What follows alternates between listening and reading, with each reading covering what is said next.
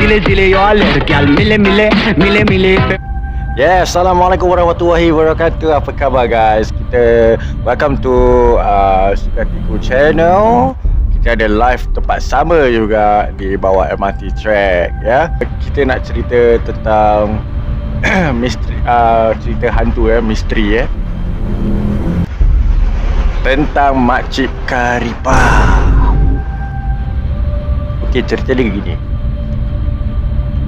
Cerita ini cukup popular dekat college student lelaki.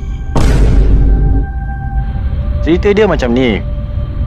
Macam biasalah, junior baru masuk mesti akan ada program orientation selama berapa hari. Kalau kat Singapura 3 hari. Kalau kat Malaysia tak tahu berapa hari Tujuannya tak lain tak bukan bagi mengeratkan hubungan silaturahim dia di antara junior dan senior. Korang kena ingat senior ni bukan orang tua-tua Okay, so jom kita cerita. Nak jadikan cerita, ada satu malam ni budak-budak senior nak bully lah. Ada seorang budak junior. Senior tu suruh si junior tu beli karipap dekat tingkat 3 blok D. Dia cakap ada orang jual karipap sedap, mantap. Padahal blok D tu tak pernah wujud pun. Saja je nak test budak-budak junior ni. So senior ni pun gelak-gelakkan lah. Apa lagi, dan tiba-tiba lepas beberapa minit budak junior tu datang bilik senior tu dengan 9 karipap yang disuruh beli kat tingkat 3 blok D Delta yang tak wujud tadi tu. Senior semua pelik dan mula rasa lain macam. So dari situ dorang ni lah, was-was nak makan ke apa ke tu tak tahulah ya. Lepas tu diorang tanyalah kat si junior ni, mana dia dapat karipap tu.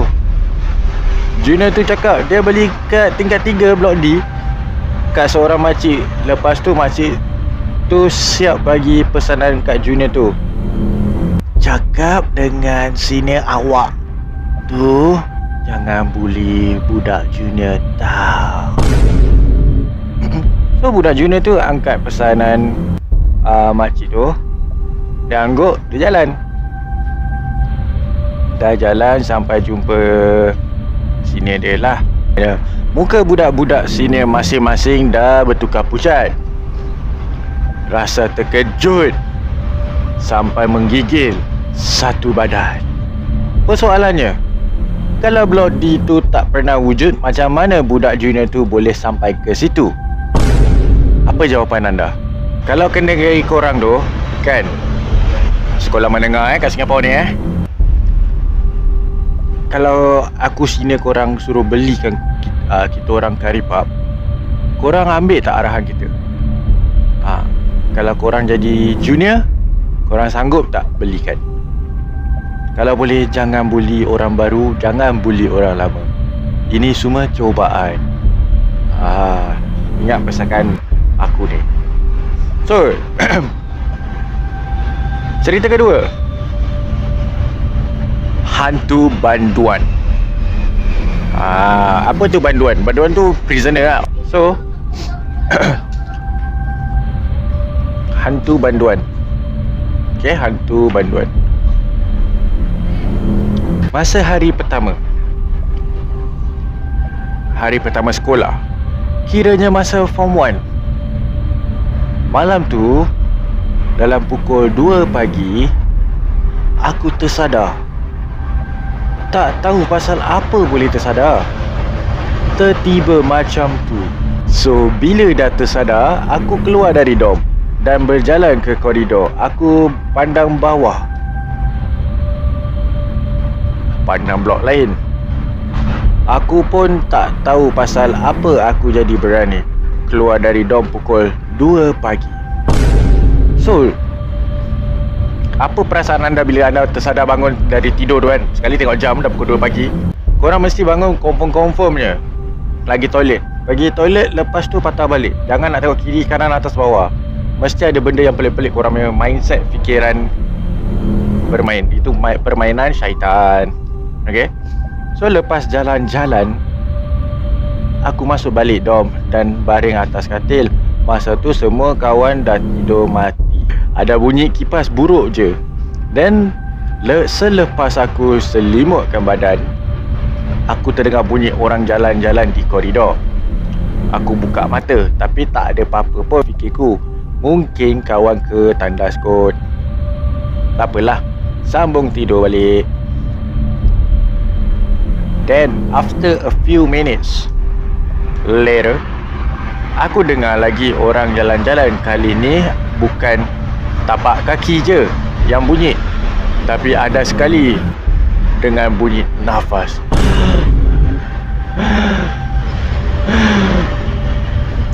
Sekali dengar bunyi gelak-gelak.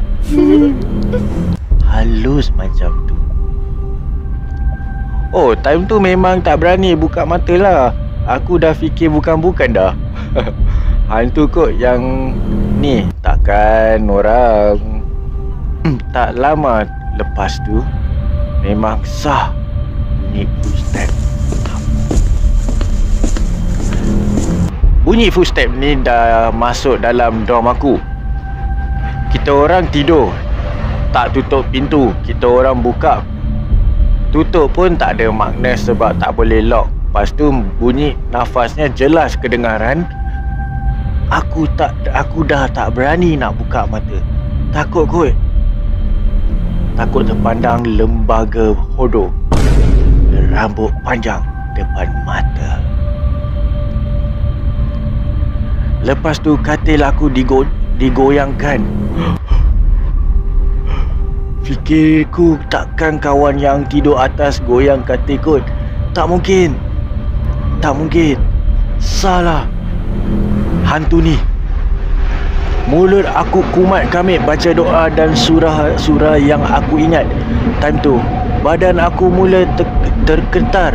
Mata dipejam rapat. Selimut digenggam erat. Takut hantu tu tarik selimut je. Hantu tarik selimut buat apa ha?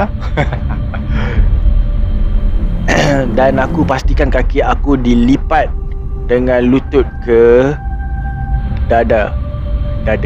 Bukan dada. Tak nak hantu tu gosok dan tarik kaki aku. Malah nafasnya jelas kedengaran di sebelah kaki katil. Fuh. Lebih kurang 10 minit juga katil aku digoyangkan. Lepas tu hilang. Lega jugalah. Tapi tak lama lepas tu, aku kedengaran seperti orang tarik besi di koridor sebelah tingkap. Takkan sini datang usik macam ni kot. Takkanlah. Bunyinya jelas kedengaran, makin lama makin kuat. Then end up terdengar bunyi orang menembak dan jeritan kuat disudahi dengan bunyi macam orang jatuh. Kejadian malam tu stop sampai situ je. Tak lama lepas tu, aku dengar orang bunyi azan dan alarm jam member. Rasa lega gila. Fuh, bunyi lonceng ke bunyi apa pun jadi. Keesoknya bila tanya senior kata memang kawasan sekolah ni dulu adalah tempat seorang banduan bunuh diri. Dia cakap kalau aku pergi tengok di satu pokok dekat dengan bilik pen, orang kata bilik ni banyak kisah hantu. Akan ada satu rantai kaki tergantung di puncak atas pokok.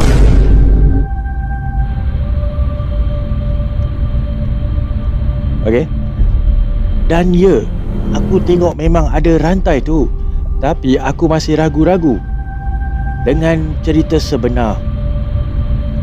Bila aku tanya adik aku bersekolah di sekolah aku dulu pasal gangguan tu, dia kata member dia pernah kena. So guys, kalau korang nak masuk sekolah baru ataupun sekolah lama, korang try lah research. Okay, sekolah ni dulu zaman berapa sekolah ni buka, bangunan dia ada apa sebabnya, histeri ke, misteri ke dalam sekolah tu, apa sebabnya. Kalau tak ada, try search lagi 2-3 kali. Itulah tips kita lah. Okay guys, next story will be my partner here akan ceritakan sebuah cerita hantu yang misteri. Okay, aku tak tahu cerita ni kat Singapura ke kat Malaysia, so saksikanlah.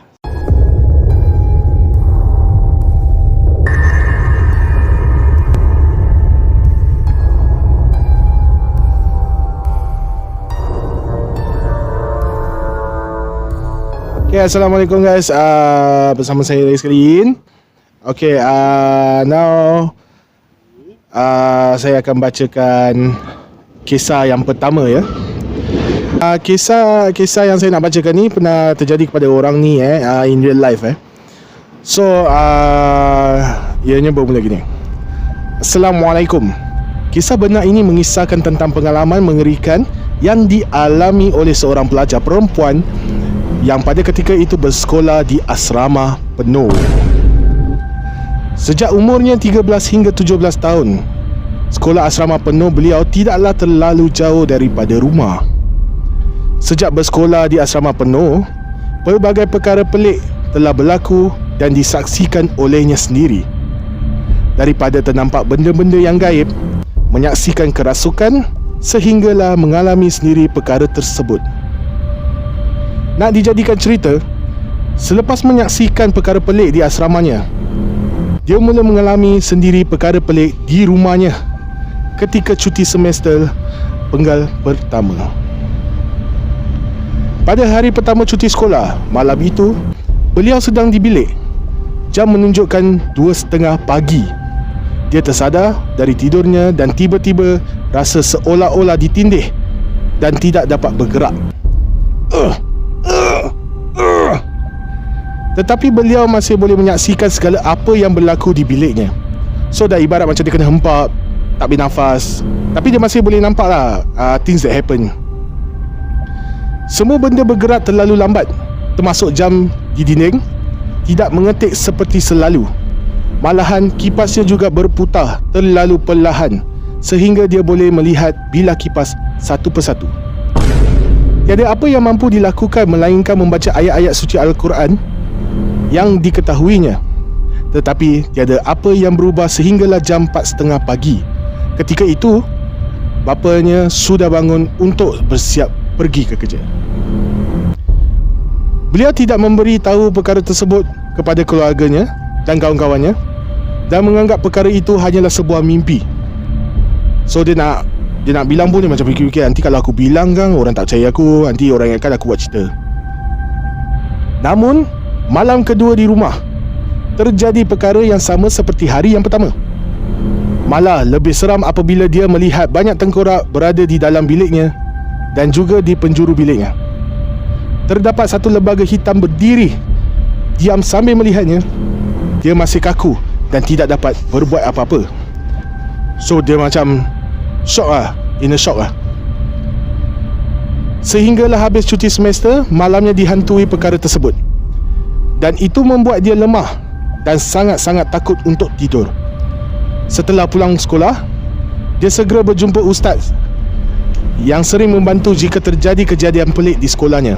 So dia minta tolong ustaz tu lah. Ustaz, saya nak minta tolong. Ada benda yang terjadi pada diri saya. Ada benda yang ngacau saya, ustaz. Jadi ustaz tu pun tolong So dia dirawat oleh ustaz tersebut bersama-sama ustazah dan ditemani warden asrama. Setelah diperiksa, makhluk tersebut merupakan makhluk yang sering mengganggu pelajar di sekolah terbabit. Dan disebabkan dia sering menyaksikan kejadian pelik di sekolahnya, makhluk tersebut mengikutinya ke rumah.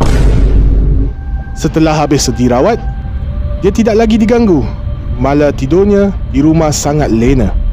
Tetapi apakah daya setelah berlakunya insiden tersebut, dia sering nampak makhluk-makhluk gaib yang berada di sekitar sekolahnya.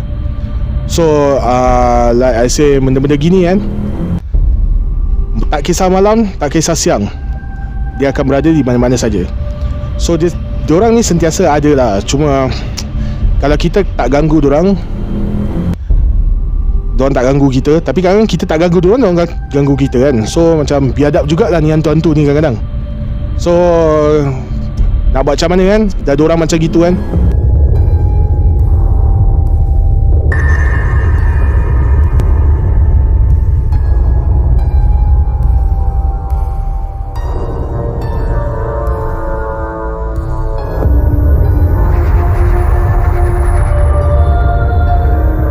Okey, kita sambung Okey, so kali ni tajuk cerita ni adalah nampak mak saya tak?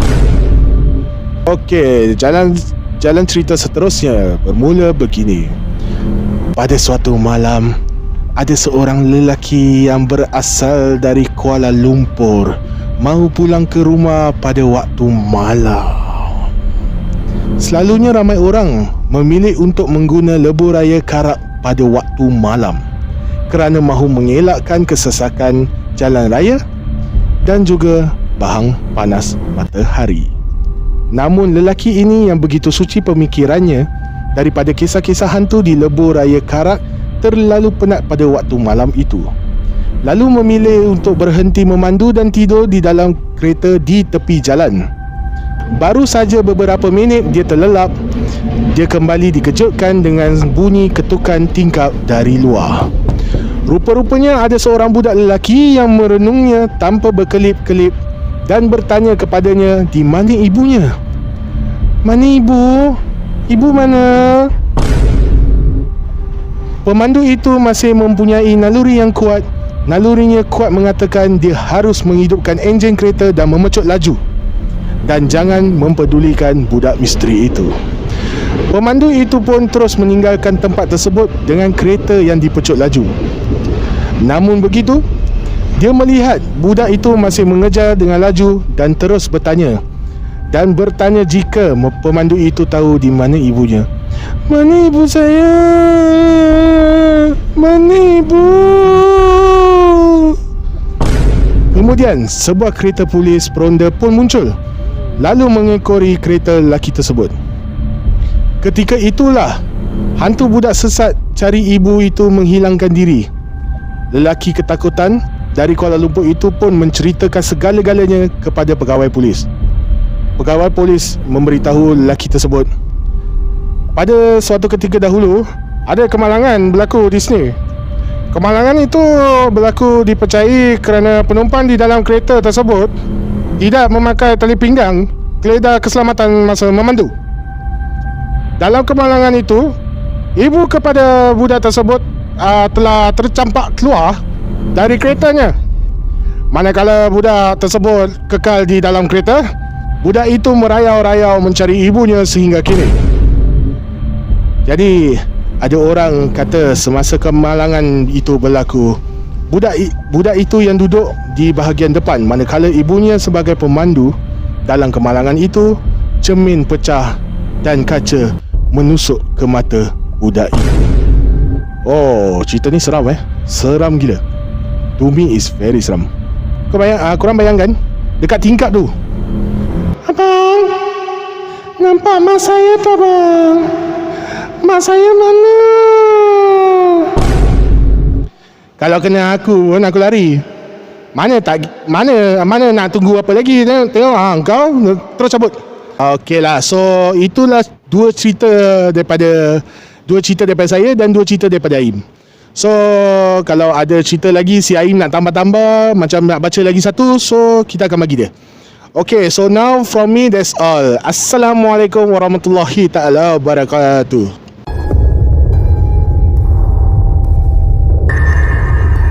Tadi ya, terima kasih ke pembaca kita Hin yang membacakan sebuah cerita yang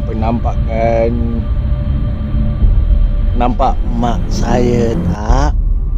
Okey, ni sekarang saya nak ceritakan sebuah tajuk yang bernama Penampakan Pontianak. Pontianak jibong. Okey, so okey, mari kita ceritakan Tanpa fikir panjang, pintu kereta ditutup dan Saifullah menekan pedal minyak semahunya. Pijak pedal, jalan je. Okey. Malik menutup tingkap. Azizi pula menenangkannya. Tingkap yang sebelum itu dibiarkan terbuka pantas. Ditutup. Hadi bertanya apa yang mereka nampak dan kenapa ketakutan sampai begitu sekali. Aku rasa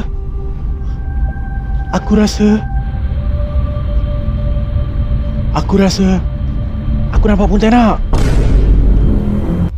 Pontianak? Dia tengah baring, terlentang atas but kereta kau, tapi muka dia menghadap kita.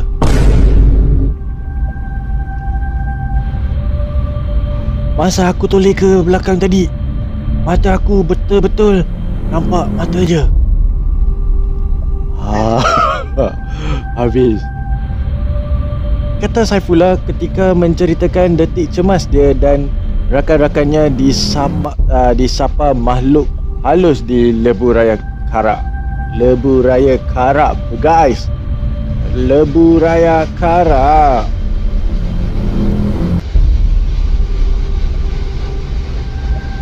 Selepas mendengar mengakuan rakannya, Saifullah cuba memberanikan diri untuk melihat ke cermin pandang belakang, namun tiada apa yang kelihatan. Hadi pula cuba pandang ke belakang menerusi cermin sisi. Pul, betul lah. Aku nampak ada benda dekat belakang, kata Hadi. Mendengarkan katanya, kami semua tidak putus membaca kalimah Al-Quran. Hadi pula beberapa kali lakukan azan dalam tempoh 15 minit. Wow, 15 minit guys. Azan selama 15 minit. Mantap. Apabila keadaan menjadi tenang, baru empat sekawan ini faham mengapa lori dan kereta yang menintas mereka menyalakan lampu besar. Mungkin mereka nak beritahu kita pasal lembaga tersebut, tapi kita yang tak faham. Mungkin juga mereka masih boleh mengawal kenderaan kerana panik dan takut. Melampau juga boleh mengundang kemalangan. So, jelasnya yang sehingga kini menggelak untuk melalui Lebuh Raya Karak pada waktu malam. Tidak menolak kewujudan entiti di laluan berkenaan. Ramai yang berpendapat kawasan di sepanjang Lebuh Raya tersebut memang keras menerusi carian di beberapa blok yang menampakkan cerita seram. Sudah ramai yang disakar oleh makhluk halus, terutamanya jika menggunakan padanya waktu malam. Waktu malam guys, jangan jalan-jalan lagi Ada yang mengaitkan gangguan-gangguan tersebut terjadi ekoran kejadian kemalangan maut yang kerap berlaku di situ. Ada juga yang berpendapat kawasan tersebut memang keras kerana ia adalah tapak asal perkuburan lama. So guys, kalau korang nak jalan highway kan boleh, tapi waktu siang. Kalau korang dah nak balik dah waktu malam, cuba balik sebelum waktu maghrib. Okay, tak kira mana-mana, Singapura ke Malaysia ke, seberang tambak ke apa kan. Lalu kan melainkan traffic jam, yes. Kalau korang nampak ada kereta, korang stop jalan di traffic jam, belakang main lampu belakang kan, main flash-flash. Kalau orang tu tak puas hati, orang tu akan keluar cakap kenapa kau berhenti kat depan. Kau senang dia jawab traffic jam, orang tu akan maki kau cakap mana ada traffic jam kat depan. Itu syaitan bermainkan perasaan anda. So dari situ korang berhati-hatilah di jalan raya. Kuatkan semangat. Korang tahu nak keluar, tapi semangat korang tak ada, tak payah keluar. Kuatkan semangat. Mana-mana korang jejak luar di rumah, kena semangat. Dan mulai membaca Bismillahirrahmanirrahim, baca doa. Itulah guys, cerita yang terakhir saya akan dibacakan, cerita seram ini.